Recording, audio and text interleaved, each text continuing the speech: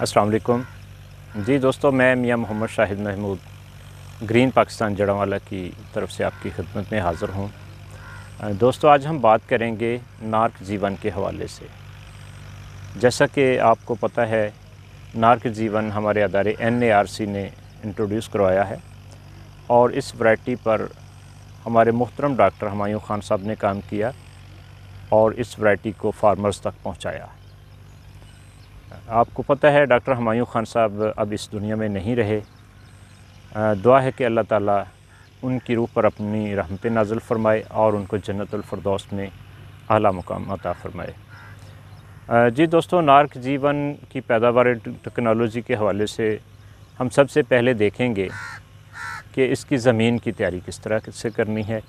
उसके बाद हम उगाने का तरीका देखेंगे और फिर हम इसमें खादों की मिक़दार और उनकी एप्लीकेशन कब कब होनी है, ये चीज़ डिस्कस करेंगे। और उसके बाद हम मुख्तलिफ़ जो फैक्टर हैं इसकी पैदावार को बढ़ाने के हवाले से उन पे बात करेंगे और फिर इसकी स्टोरेज के हवाले से भी बात करेंगे और इसकी प्रोडक्शन कितनी है ये भी हम इंशाल्लाह डिस्कस करेंगे। जी दोस्तों, जैसा कि मैंने पहले भी एक दो वीडियोज़ में आप दोस्तों के साथ शेयर किया था कि ज़मीन की तैयारी के हवाले से सबसे पहले जिनकी ज़मीनें खाली पड़ी हैं तो मैंने कहा था कि उसमें जंतर, ग्वारा या तिल काश्त कर दें। और मेरे बहुत सारे भाइयों ने ये सब्ज़ खाद जो है ये अप्लाई की है, ये बजाई की है और कुछ ने जो है रूटावीट कर लिया है और कुछ दोस्तों की अभी जो है रूटावीट होने वाली है। तो आप सबसे पहले जो है आप ये सब्ज़ खाद जो है इसको रूटावीट कर दें ज़मीन में और उसके बाद जो है अगर आपकी ज़मीन लेवल होने वाली है तो इसको लेवल करवाएं। लेज़र से आप इसको लेवल करवा लें और लेवल करवाने के बाद जो है आपने इसमें गोबर की खाद डालनी है। कम से कम जो है इसकी रिकमेंडेशन जो है वो 4 ट्राली है फ़ी एकड़।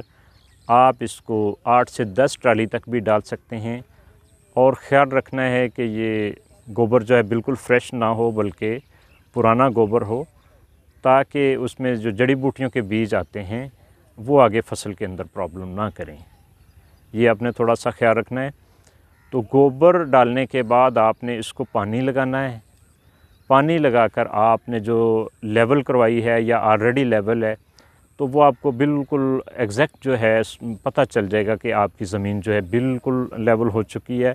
अगर कहीं पे फिर भी थोड़ा बहुत कम या ज़्यादा हो, वो पानी लगाने से आपको पता चल जाएगा, कहीं से ऊंची या नीची हुई थोड़ा बहुत अगर कहीं पे फ़र्क रह गया तो वो भी आपके सामने आ जाएगा। वैसे नॉर्मली जो लेज़र लेवल है इसमें ये प्रॉब्लम नहीं आती, बड़ी अच्छी तरह से ये लेवल हो जाता है। अगर आपने ज़मीन पहले अच्छी तरह से तैयार कर ली है तो फिर आपका लेज़र लेवल पे टाइम भी कम लगेगा और आपकी ज़मीन भी ज़्यादा अच्छी तरह से लेवल हो जाएगी। तो उसके बाद दोस्तों देखते हैं कि इसकी खादें आपने कितनी डालनी है। सबसे पहली किस्त जो है आपने बजाई के वक्त जो डालनी है उसमें आप 1 बोरी DAP और 1 बोरी SOP ये आप जो है छटा करेंगे तैयारी से पहले। और उसके बाद जो है आपने इसकी खेलें या बेड बनाने हैं। जी दोस्तों, यहाँ पे मैं ये भी बताता चलूँ कि जिन दोस्तों के पास खेलियों का या बेड बनाने का इंतज़ाम नहीं है वो प्लेन ज़मीन पर भी इसको लगा सकते हैं, कोई ऐसा मसला नहीं है, ये हो जाएगा। थोड़ा सा पटाई के वक्त थोड़ी सी मेहनत करना पड़ेगी, लेकिन ये लहसुन जो है बड़ी अच्छी वैरायटी है, ये हर तरह से हो जाती है। प्लेन पे भी हो जाती है, खेलियों के ऊपर भी हो जाती है और बेड के ऊपर भी हो जाती है। तीनों अरेंजमेंट जो हैं बेहतरीन हैं। और इसके बाद जो है हमने बीज का फासला कितना रखना है। इसमें जो बेहतरीन ऑप्शन है वो 10 बाई 10 की है कि आपका प्लांट टू प्लांट और रो टू रो फासला जो 10 इंच हो। लेकिन कुछ दोस्त जो है रो टू रो 10 इंच और प्लांट टू प्लांट 8 इंच भी रखते हैं। ये भी बिल्कुल ठीक फासला है, लेकिन 10 बाई 10 का ज़्यादा आइडियल फासला है। उसमें आपके जो है गट्ठे का साइज़ ज़्यादा अच्छा बनेगा, ज़्यादा मोटा हो जाएगा आपका। तो उसके बाद जो है हम देखेंगे कि लगाने के बाद जब आपका लहसुन लग जाए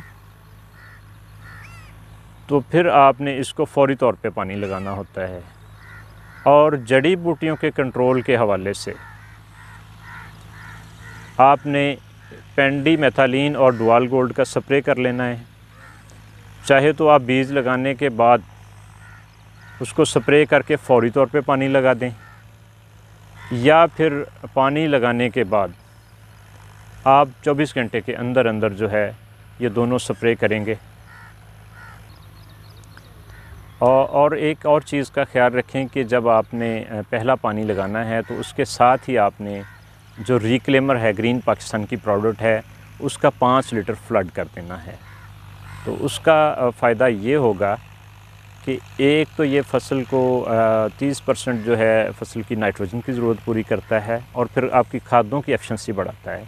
इसके साथ साथ एक और भी इसका प्लस पॉइंट ये है कि नॉर्मली जो है आपका जीवन ये 20 दिनों के बाद ज़मीन से उगना शुरू होता है, लेकिन जब आप ये रिक्लेमर डाल देंगे तो इंशाल्लाह ये 15 दिन के बाद उगना शुरू हो जाएगा। इसका जो टाइम है जर्मिनेशन का ये कम हो जाता है और स्प्राउटिंग भी जल्दी हो जाएगी इसकी। ये आपने थोड़ा सा ख्याल रखना है। और कुछ दोस्त जो है मल्चिंग, यहाँ पे मल्चिंग के बारे में अक्सर सवाल करते हैं कि मल्चिंग क्या होती है और कैसे की जाए। तो आपको दोस्तों पता है मल्चिंग जो है वो किसी भी ऑर्गेनिक मैटर से डांपना या फिर नॉन ऑर्गेनिक मल्चिंग में प्लास्टिक शीट से डांपना, उस खेल को, वट को या उसको बेड को कवर करना ताकि उसके ऊपर डायरेक्ट जो है उसके अंदर हवा दाखिल ना हो सके और डायरेक्ट रोशनी भी ना पड़े, इनडायरेक्ट पड़े उसके ऊपर।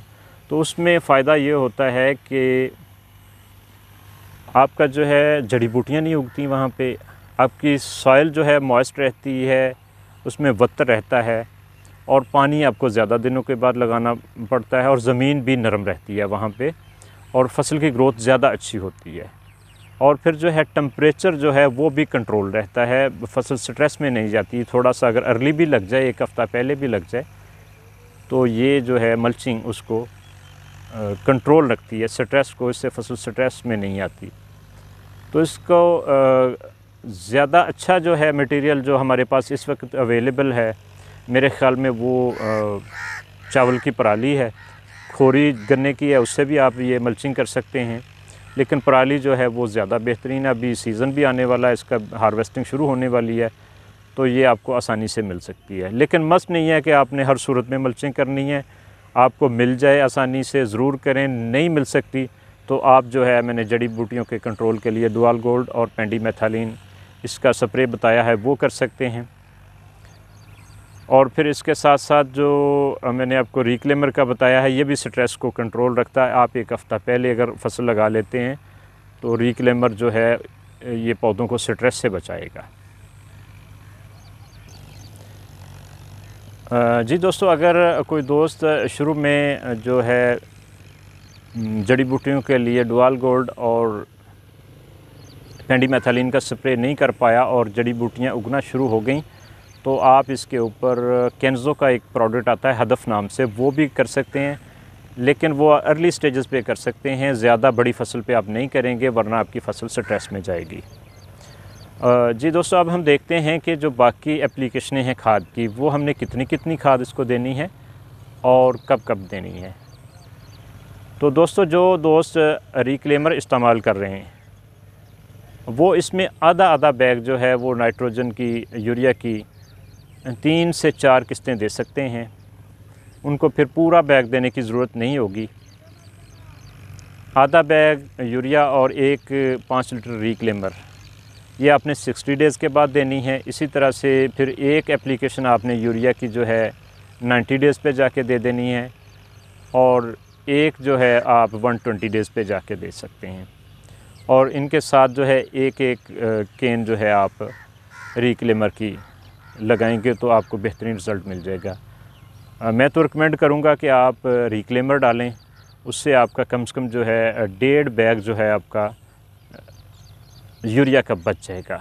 तकरीबन आपका 1.5 बैग लगेगा 3 एप्लीकेशंस में। तो 1.5 बैग आपका बचत हो जाएगी। अगर आप रिक्लेमर नहीं लगा रहे तो फिर आप पूरी बोरी जो है यूरिया की 3 एप्लीकेशनें उसकी करें तो आपको बेहतरीन रिज़ल्ट मिलेगा। जी दोस्तों, अब हम इसकी गोडी के हवाले से बात करेंगे कि इसकी गोडी कब कब होनी है।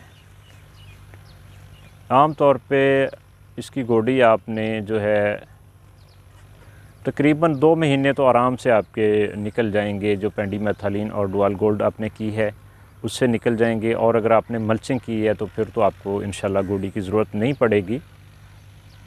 तो और अगर आपने मल्चिंग नहीं की तो फिर आपको गोडी पे आना पड़ेगा। तो आपने 2 महीने या 2.5 महीने के बाद जब आप देखें कि अगर कुछ जड़ी बूटियाँ निकलना शुरू हो गई हैं तो फिर आपने पहली गोडी करवानी है, और कम से कम आपने इसकी 3 गोडियाँ करवानी हैं। वक्फे से 20-25 दिन के वक्फे से आप इसकी गोडियाँ करवाएंगे, और फिर उसके बाद जो है आपने तकरीबन जो है जनवरी में जाके इसको 1 बैग जो है कैल्शियम अमोनियम नाइट्रेट का आप डाल सकते हैं इसके अंदर,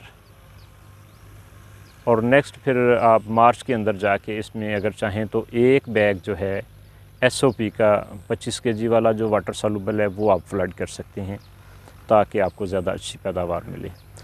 दोस्तों, यहाँ पे एक और भी चीज़ का आपने ख्याल रखना है कि इसमें आपने मुख्तलिफ जो है स्टेजेस के ऊपर ह्यूमिक एसिड 5 किलो, इसी तरह से आप इसके अंदर जो है सल्फ़र वो 2 से 3 किलो ये भी आपने फ्लड करनी है। इसी तरह से आप जिंक सल्फ़ेट जो है वो भी आप इसमें फ्लड कर सकते हैं, बल्कि करेंगे तो ज़्यादा अच्छी पैदावार आएगी।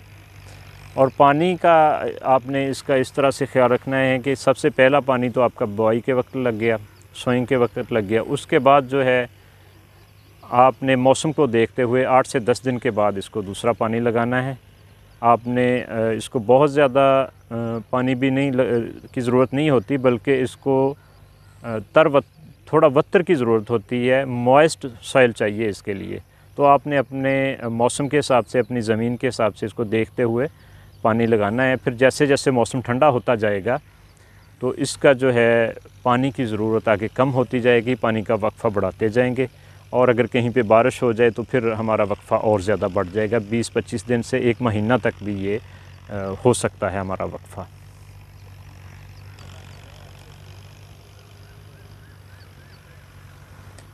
जी दोस्तों, अब इसमें एक और भी चीज़ का आपने ख्याल रखना है कि इसमें इस वैरायटी के अंदर जो है वो गंडेल निकलती है, जिसको इंग्लिश में स्केप्स भी बोलते हैं, और हमारे फार्मर भाई इसको बड़ी अच्छी तरह से जानते हैं कि गंडेल क्या होती है। ये बीच में से एक डंडी निकलती है जिसके ऊपर छोटा सा एक फूल होता है जिसे हम गंडेल कहते हैं, और इसको तोड़ना जो है ज़रूरी होता है। आम तौर पे जो गंडेल है नार्क जीवन में अप्रैल के महीने में निकलती है, और आपने इसको जब ये 5-6 इंच की हो जाए और सारे खेत में गंडेलें निकल आएँ तो आपने इसको तोड़वा देना है। ये बड़ी आसानी से हाथ से टूट जाती हैं, कोई ज़्यादा मुश्किल नहीं है। अगर ये आप नहीं तोड़वाएंगे तो फिर उसका नुकसान होगा। नुकसान ये होगा कि पौधा है जो उसकी वेजिटेटिव ग्रोथ है वो उस पर ज़्यादा उसका फोकस रहेगा, और उसकी ज़्यादा खुराक जो है गंडेल इस्तेमाल कर लेगी, और नीचे जो गट्ठा बनने का अमल है उसका साइज़ वो छोटा रह जाएगा, जिससे आपकी पैदावार कम होगी। तो ये आपने इसका ख़ास ख्याल रखना है कि आपने इसकी गंडेलें जो हैं वो लाजमी तोड़नी है ताकि हम इसकी ज़्यादा से ज़्यादा पैदावार ले सकें। जी दोस्तों, ये वैरायटी जो है ये थोड़ा देसी की निस्बत ज़्यादा टाइम लेती है। ये 15 सितंबर से इसका टाइम शुरू हो जाता है। आपने 15 सितंबर को इसको लगाना शुरू कर सकते हैं, मौसम को देखते हुए, टेम्परेचर को देखते हुए। अगर आप इसमें रिक्लेमर इस्तेमाल करते हैं और साथ मल्चिंग करते हैं तो आप आसानी से 15 सितंबर को लगा सकते हैं। अदरवाइज़ आप इसको थोड़ा, अब ये दोनों चीज़ें इस्तेमाल नहीं करते तो फिर आपको इसको थोड़ा सा लेट जो है काश्त करें, मतलब अक्टूबर के शुरू में फिर आप इसको काश्त कर सकते हैं। उस वक्त तक टेम्परेचर नॉर्मल हो जाता है। और इसकी जो हार्वेस्टिंग है, ये इसकी तैयारी जो है तकरीबन मई के महीने में, अप्रैल के आखिर में या मई के शुरू महीने में आम तौर पे इसकी ये तैयार हो जाता है। तो उसका जो है उस वक़्त इसकी पोथियाँ नीचे बन जाती हैं और जो लीव्स हैं येलो होना शुरू हो जाते हैं।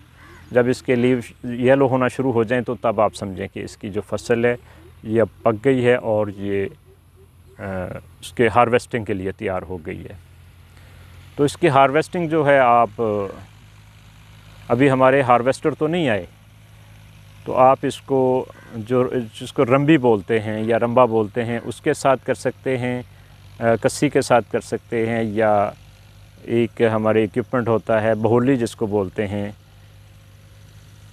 उसके साथ भी इसको कदाल वगैरह से इसको उखाड़ के आपने इसकी हार्वेस्टिंग कर लेनी है। और फिर इसको जो सुखाने का अमल है उसमें आपने इसका ख़ास ख्याल रखना है कि जब आपने इसकी ढेरियाँ लगानी हैं तो इसके जो बल्ब्स हैं, गट्ठे जो हैं इसके, उनके ऊपर डायरेक्ट धूप नहीं पड़नी चाहिए, बल्कि इसको ऐसे कतार में रखना चाहिए कि एक जो डेयरी है, एक आपकी डेयरी है, उसके गट्ठों के ऊपर दूसरी डेयरी की भूकें ऊपर आ जाएं, उसके लीव्स उसके ऊपर आ जाएं, स्टेम्स जो हैं, ताकि डायरेक्ट सूरज की सनशाइन उसके ऊपर ना पड़े।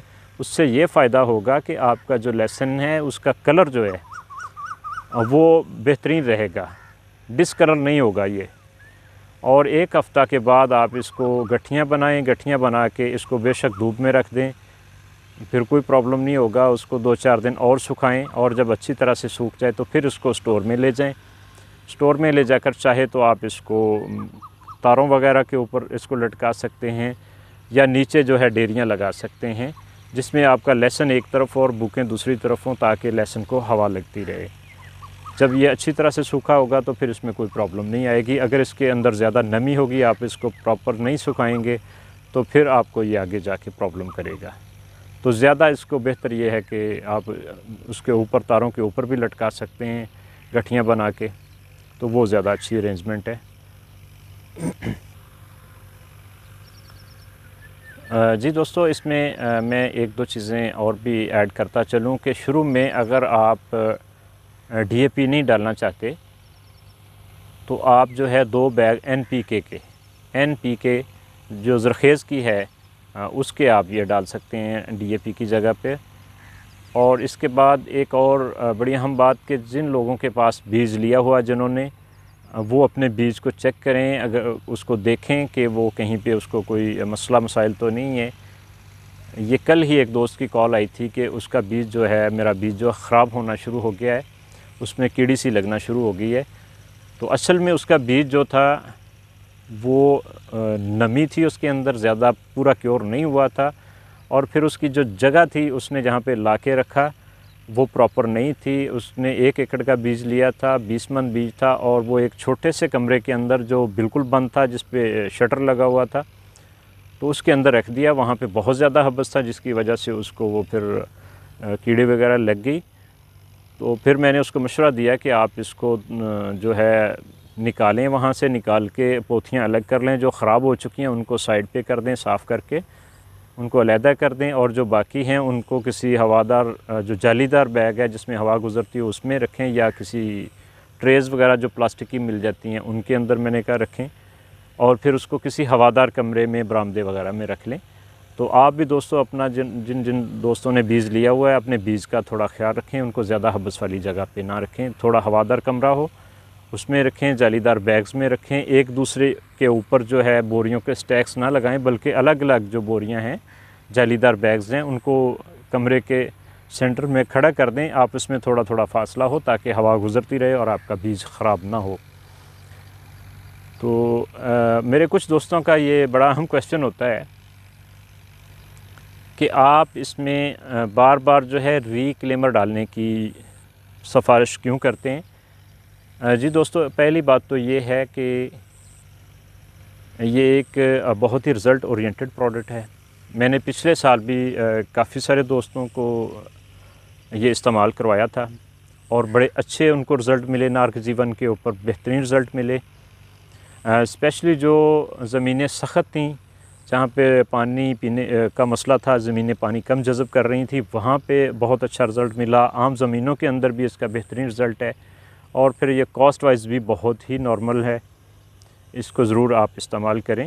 मैं थोड़ा सा एनालिसिस बता देता हूँ कि अगर आप ये रिक्लेमर की 4 बोतल्स डालते हैं तो आपका टोटल ख़र्च जो है वो 3000 रुपया बनता है, और जो आपकी यूरिया के अंदर कमी होती है वो तकरीबन 1.5 बैग है, और ये 1.5 बैग तकरीबन जो है 2700 रुपये का बनता है।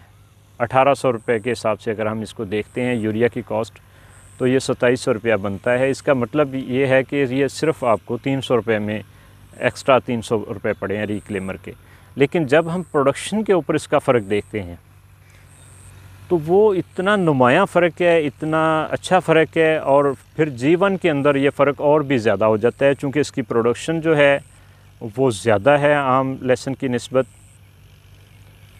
तो यहाँ पे जो है अगर 10% प्रोडक्शन का फ़र्क भी आए तो ये अप्रॉक्सीमेटली जो है अगर हम एवरेज 200 मन के हिसाब से भी देखें तो ये 20 मन फ़र्क बनता है। तो ये बड़ा एक बहुत अच्छा फ़र्क है, और आपको भी पता है कि नार्क जीवन का 20 मन का क्या रेट बनेगा, क्या प्राइस बन जाएगी। तो दोस्तों ये हमारा एक पॉइंट रह गया था, वो भी हम थोड़ा सा डिस्कस कर लेते हैं। प्रोडक्शन के हवाले से ये एक सबसे ऊपर जा रही है ये वैरायटी। जब हम देसी गुलाबी जो है उसको देखते हैं तो उसकी पैदावार जो है खुशक की वो तकरीबन 70 से 80 मन आती है। इसी तरह से देसी सफ़ेद जो है जिसको NS 756 भी बोल रहे हैं, उसकी पैदावार जो है खुशक की जो है 100 मन प्लस जो है वो आती है खुशक की। इसी तरह से बाकी कुछ वैरायटियाँ हैं जैसे ईरानी लहसुन है, इटालियन लहसुन है, और इस तरह की वैरायटियाँ कुछ चल रही हैं मार्केट के अंदर, चाइनीज़ लहसुन है। तो उनकी प्रोडक्शन थोड़ी ज़्यादा है इससे, देसी सफ़ेद से। लेकिन जो हमारा नार्क जीवन है इसकी माशाल्लाह प्रोडक्शन जो NARC ने ली है वो 235 मन ली है। तो हमारा जो फार्मर है वो मेहनत करके इसको 235 मन से आगे बढ़ा सकता है, और अगर हम इन चीज़ों का ख्याल रखेंगे तो इंशाल्लाह हम 235 मन से भी ज़्यादा इसकी पैदावार ले सकते हैं। इसके अंदर पोटेंशियल है। जी दोस्तों, इंशाल्लाह देसी लहसुन के हवाले से हम किसी और वीडियो में बात करेंगे इंशाल्लाह।